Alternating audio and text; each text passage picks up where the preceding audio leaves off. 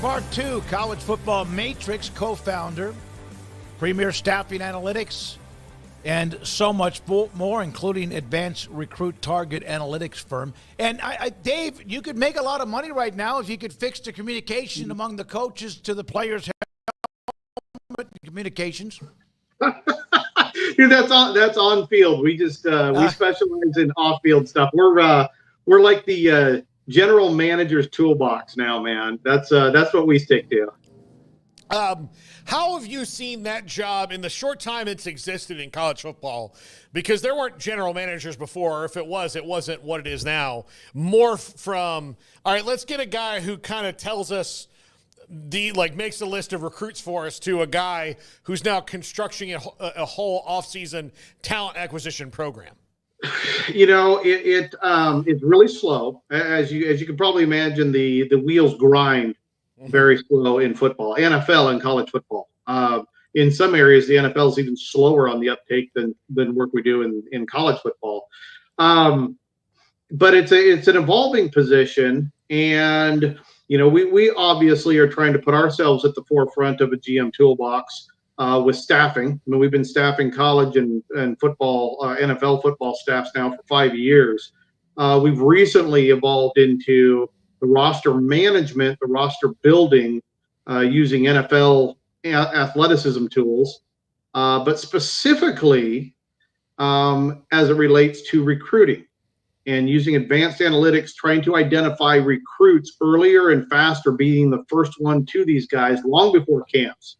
And we started rolling that program out nationally. Virtually everybody that is signing up with us on our combine athleticism testing program for advanced recruiting, it's all the SEC teams. They're always at the forefront of trying to find stuff. So that's where we're at right now. But I think it's a long ways to go. People try to equate it to being an NFL GM. It is absolutely nothing like it. There's some similarities. But when it comes down to contracts, there's no similarities. When it comes down to recruiting versus the draft, the outcomes are very similar, but the requirements to do it are completely different. It's much more difficult and involved, I think, on the college level than just saying, well, if you can do it at the NFL level, you can do it at college level. It's going to take a while for that position to evolve.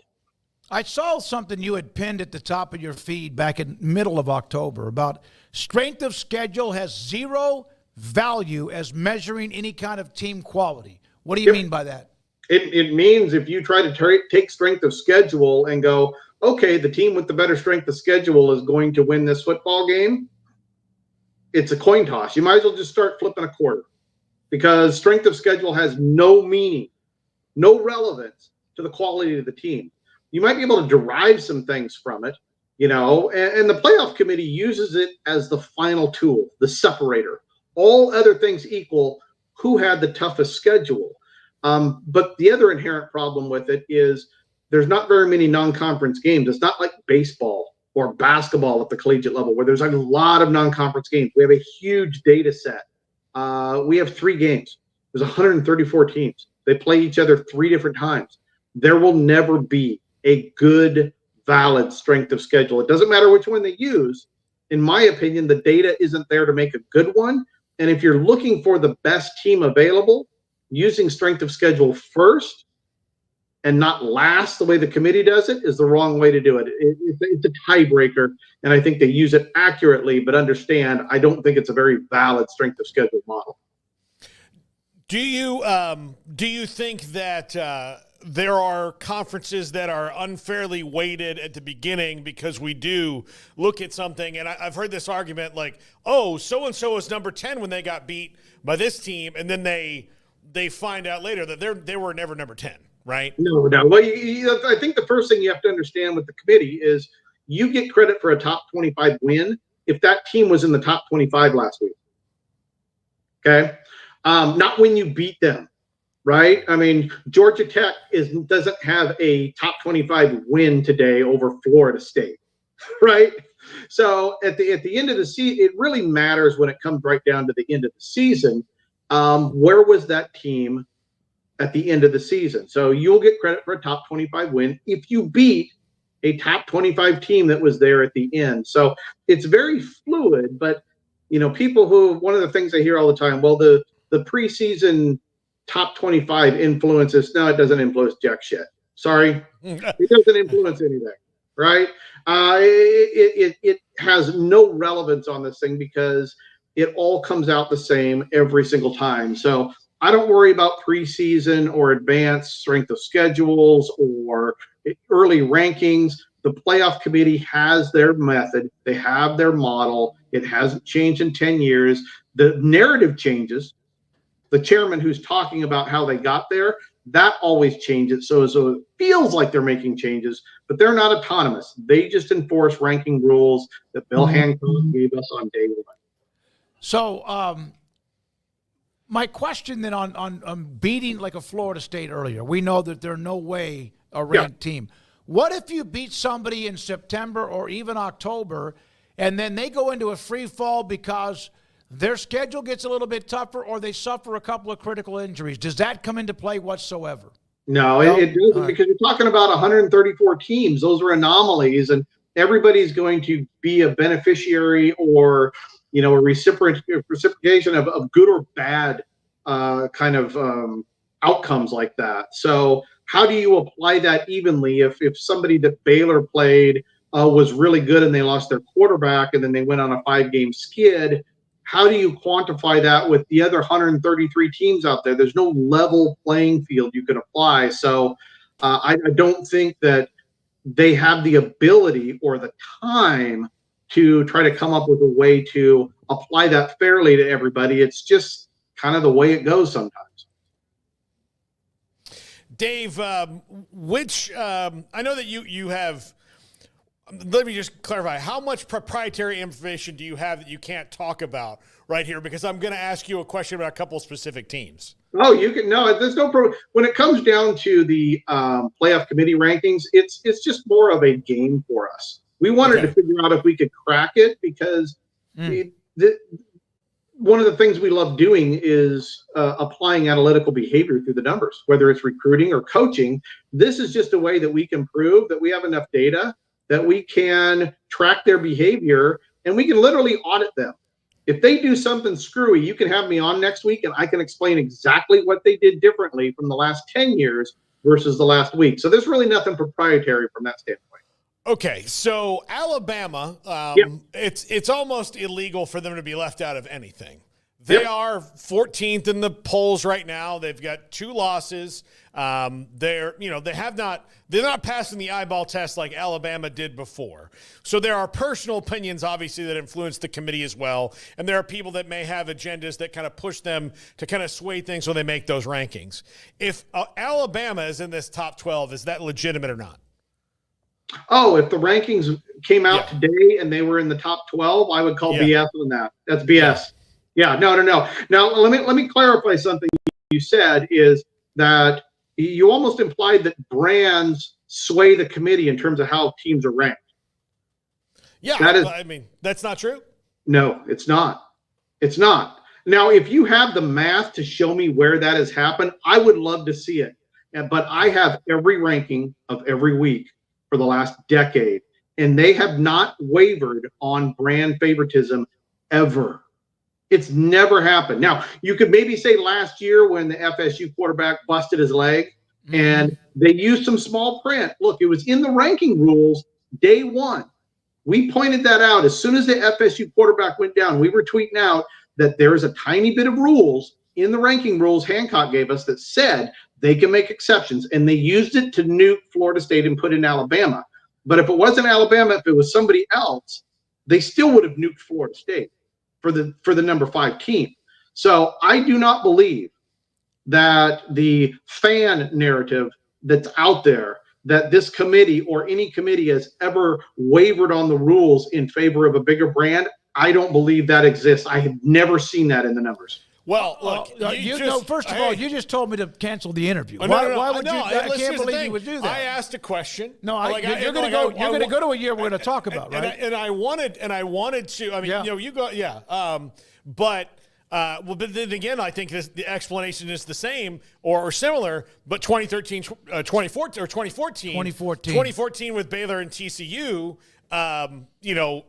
Was that a year where the Big 12 canceled itself out by giving the committee a reason not to, or a lack of a data point, which is what the committee said about them leaving out the Big 12 and putting in Ohio State over them? Because that would be the other best incident. Who won the national title, but there was still kind of a No, now in that situation, the Big 12 did that to themselves. Yep, absolutely. When they refused to have a championship game, the year the year prior, I literally sent a letter to the Big 12 office saying, if you don't have a championship game, here is the map. And if you have a tie, what's going to happen is you're not going to have a champion. And so you're basically telling the committee all else is equal. So they're going to rank those two teams based off of their strength of schedule. Okay. Now, here's the big thing about not having the championship game that is so critical, okay? It wasn't that they were tied. It's they weren't allowed to get an extra top 25 win. See, when you win a championship game, you get a top 25 win, okay? You get an extra quality win. You get an extra win overall, and your strength of schedule goes up, right? So if Baylor and TCU played each other, somebody was going to gain significantly on their resume from that game. All the other champions got to add more wins, got to add a top 25 win. These are critical parts, critical pieces to being ranked in your resume. So not only did they say, we're tied, they didn't give them a chance to win like everybody else. And that's what doomed them more than just saying they were tied. Not having the championship game was their fatal flaw, and they finally corrected that. So whoever would have won that game, because Baylor won 61-58, both of them were really good. Yes. Whoever would have won that game would have had enough to get into the 4. Yes. If they'd have hosted that championship game, the winner of that would have been there. They didn't host it, and so it denied them the opportunity for that extra top 25 win. Bartoo's blowing my mind here, man. That one I knew. The Alabama thing, I've been sitting on this for 9 months now. This is a chance for you to clear your mind. Here's the thing.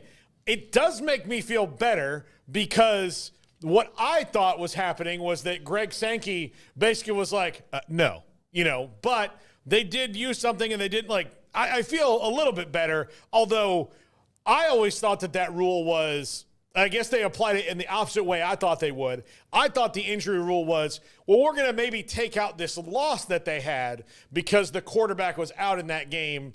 And really, if you look at all the games where the starting quarterback played, they dominated people. This one game where he was out, they wound up losing. So let's take that into account. I never in a million years thought it would be applied the other way, that a guy got hurt and therefore the rest of the team couldn't go.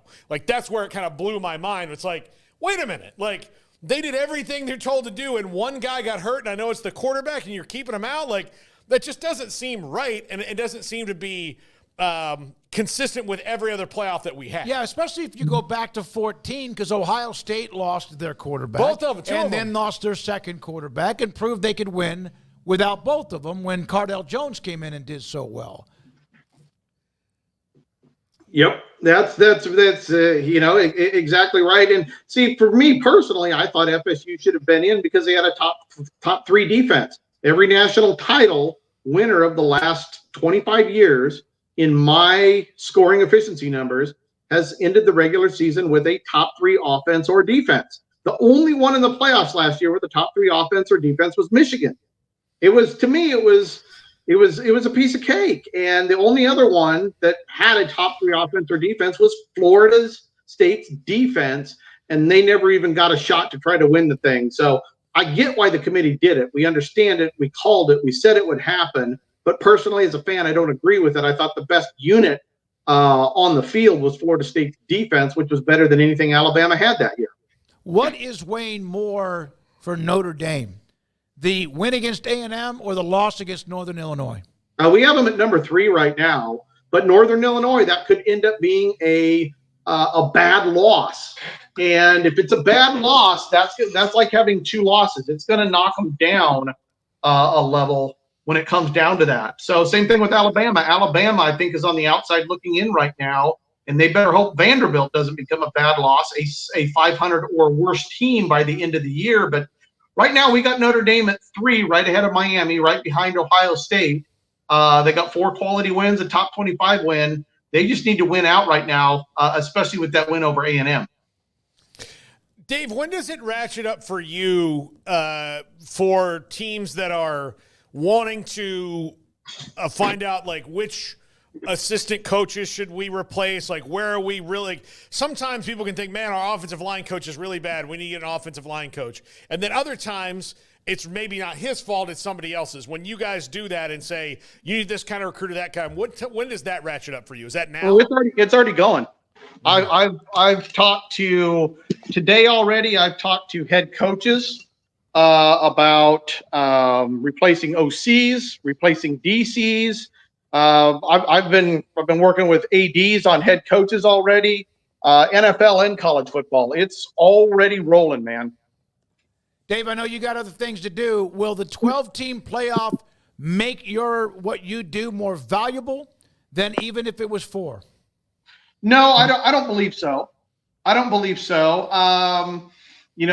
Staffing matters in terms of what we do. Recruiting affects everybody, and so I don't think it makes it more or less valuable, no matter how many teams are in the playoffs, because everybody's trying to win. We know staffing is critical in winning. If you look at the last 5 years, 92% of everybody fired started the season with a bottom half graded offensive or defensive support staff in our grading system. Wow. And for anybody wondering, we have every on-field coach in the NFL, FBS, and FCS. We have every single year and every single career graded since 2010. So when I'm talking staff, I'm talking 1 through 11. I'm not talking Dave and Jake and those guys. I'm talking everybody on the field. These guys that are getting fired, a lot of it has to do with their staffing. So we see it as important no matter what. Of the 133 FBS schools, how many now understand the value of your business? 14. We work for 3 NFL clubs, and we work for 14 FBS programs. 5 of them are in the SEC. So it's hard to teach an old dog new tricks, but it's moving along. It's moving along. It's certainly fun to be a part of being behind the scenes and trying to build a good staff for guys. Well, I know you guys, what you do is unbelievable. Thank you very much, Dave. Appreciate your time. One shout out. If we were working with the Broyles Award, a guy that needed to be on there to be voted for, Jake Spavital, number 20 in offensive scoring efficiency on the season with a top 20 defense face. That Baylor offensive coordinator is doing a hell of a job this year, and Baylor's going to win out. Oh, wow. Dave. Good Lord. I need to send that to Baylor Athletics. They got to like Dave Bartoo. Jake Spavital, again, 20th. You're right, and who they've played. Thank you, buddy. Appreciate it. Thank you. I will forward that to football operations at Baylor. They need to get in touch with Dave Bartoo.